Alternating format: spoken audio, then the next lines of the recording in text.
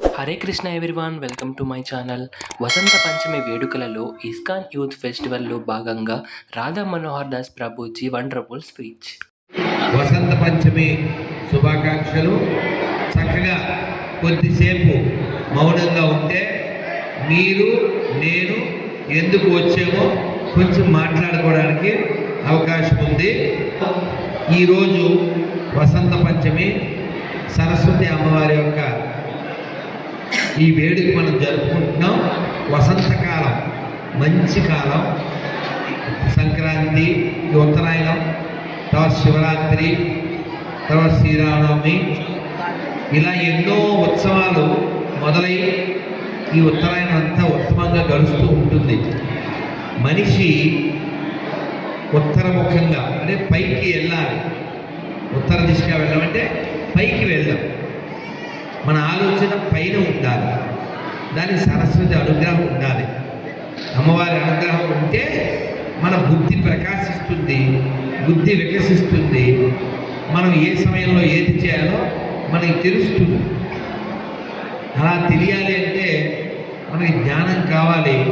ఆ జ్ఞానం అమ్మవారు ఇస్తారు. అమ్మవారు ఇస్తారు అంటే మనం దండం పెడితే ఇస్తారు అని కాదు. చెవులు బాగా వాడాలి, నోరు వాడేది కాదు. చెవులు ఎంత బాగా వాడితే అంత మనం లోపల లోకల్లో రెండు చోట్ల ఎదగగలుగుతాం. చెవులు బాగా వాడాలి. దీన్నే సంస్కృతంలో శృణవంతపః అంటారు. ఖచ్చితంగా మాట్లాడాలి, అనుమానంలే. మాట్లాడవలసినప్పుడు మాట్లాడాలి, పొట్లాడవలసినప్పుడు పోట్లాడాలి, కొట్లాడవలసినప్పుడు కొట్లాడాలి. మనం సరదాగా, సంతోషంగా, ఆనందంగా, ఆహ్లాదంగా, ఉల్లాసంగా హాయ్ బ్రో అనుకుంటూ మన ఐబ్రోస్ ఎగరేసి సంతోషంగా గడపాలి.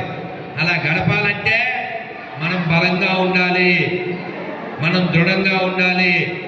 ఆ బలం మన తిండిలో, మన ఆలోచనలో, మన పరిసరాల్లో, మనం వినే దాంట్లో, మనం తినే దాంట్లో, మనం చూసే దాంట్లో, వాటిని బట్టి వస్తుంది. మనం కాగితం పులి కాకూడదు. We never become paper tigers. We should become real tigers. ఇది మోర్ దెన్ బాహుబలి మనం చెప్పాలి. మనం అంటే జనాలకి ఆ ఇంప్రెషన్ రావాలి. రావాలంటే దానికి తగ్గట్టు ఉండాలిగా. దానికి తగ్గట్టు ఉండాలా?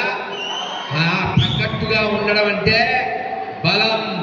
బలం మన శారీరక, మానసిక, ఆర్థిక ఈ స్థితి చూస్తే వాళ్ళకి అర్థం కావాలి.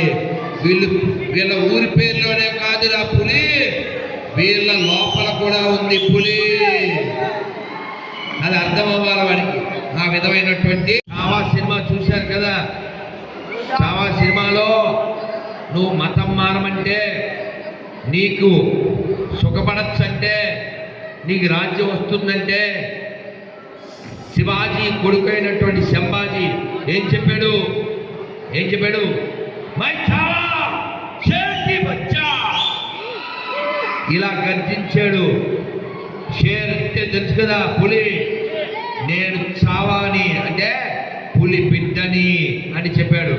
కాబట్టి ఇక్కడ పులి అని మనం ఎందుకు చెప్తున్నామంటే పౌరుషం కలిగి ఉండాలి, పంజా కలిగి ఉండాలి, దృఢత్వం కలిగి ఉండాలి, బలం కలిగి ఉండాలి. మన దగ్గర బలం లేకపోతే మనం ఆక్రమించబడతాం, బలం లేకపోతే నియంత్రించబడతాం, బలం లేకపోతే అపహరించబడతాం. అడవిలో 4 ఎద్దులు కలిసికట్టుగా ఉంటాయి. అవి చాలా దృఢంగా ఉన్నాయి, చాలా బలంగా ఉన్నాయి. ఒక సింహం వాటిని తినాలి అనుకుంది. కానీ 4 ఎద్దులు, 4 16 కాళ్ళు, 4 రెళ్ళు, 8 కొమ్ములు పోటు కొడితే సింహం కాంత గ్రామ సింహంలా చచ్చిపోతుంది. అది ఆలోచించింది. సింహం ఎప్పుడు పొలిటికల్ మెంటాలిటీ కలిగింది. అది నక్కనిపించింది. నక్క నీకు ఇస్తాను ఒక ముక్క, అందుకని నువ్వు ఈ పని చక్కబెట్టు. అది ఏం లేదు, ఈ ఎద్దు దగ్గరికి వెళ్ళి ఒకదాన్ని డివేట్ చేసి దూరంగా దాన్ని తీసుకురా. ఇది వెళ్ళింది, ఏదో కబుర్లు చెప్పింది, ఏదో మాయం చేసింది. ఒక ఎద్దు పక్కకి వెళ్ళింది, సింహం దాడి చేసింది, ఆ ఎద్దు తినేసింది. కొన్నాళ్ళు పోయాక ఇంకో ఎద్దు, కొన్నాళ్ళు పోయాక ఇంకో ఎద్దు, ఇంకొన్నాళ్ళు పోయాక ఇంకో ఎద్దు. అలా అంత బలమైన ఎద్దులు 4 నశించిపోయినాయి. ఎంత గొప్పవాళ్ళు పుట్టినారండి. పానిని అంటారు తెలుసా, ఒక ఆయన చాలా గొప్పవాడు. ఆయన పుట్టిన స్థలం ఇప్పుడు ఎక్కడ ఉందో తెలుసా? పాకిస్తాన్లో ఉంది. పాకిస్తాన్ ఎందుకు పుట్టింది? పందులు పెట్టడం వల్ల. ఇప్పుడు భారతదేశంలో ప్రతి పట్టణంలో ఒక మినీ పాకిస్తాన్ ఉంది. 5,000 సమానమా? మీ అమ్మ షాపులో బొమ్మ సమానమా? గుళ్ళో నంది ఊళ్ళో పంది సమానమా? ఆవును మేపేవాడు ఆవును మేసేవాడు సమానమా? Both are not same. ఇంత పసుపు ముద్ద పెట్టి ఆ పసుపు ముద్దకి 3 వైపులా కుంకుమ బొట్టు పెట్టి గణానాం గణపతిం కవిం కవీనాం అంటూ గణపతిగా భావించే మనమెక్కడ? ప్రతి గల్లీలో వాడి మత వ్యాప్తి కోసం రక్తపాతం సృష్టించే వాడెక్కడ? Both are not same. జననీ జన్మభూమిశ్చ స్వర్గాదపగరీయసి అని చెప్పిన రామభద్రుడు, నాకు స్వర్గం కంటే నా మాతృభూమి నా మాతృమూర్తే ముఖ్యము, నాకు ఈ స్వర్గం కంటే నా తల్లి లాంటి దేశమే ముఖ్యము అని చెప్పిన మనమెక్కడ? తల్లి లాంటి దేశాన్ని మొక్కలు చేసే ఆ దరిద్రులు ఎక్కడ? Both are not same. మారదామా వద్దా? మాట్లాడదామా వద్దా? ఈ దేశాన్ని కాపాడుకుందామా వద్దా? నేను చెప్పిన దాంట్లో ఏదైనా అసంబద్ధం ఉంటే చెప్పండి. మనం మాత్రమే ప్రపంచం యొక్క మేలు కోరుతున్నాం.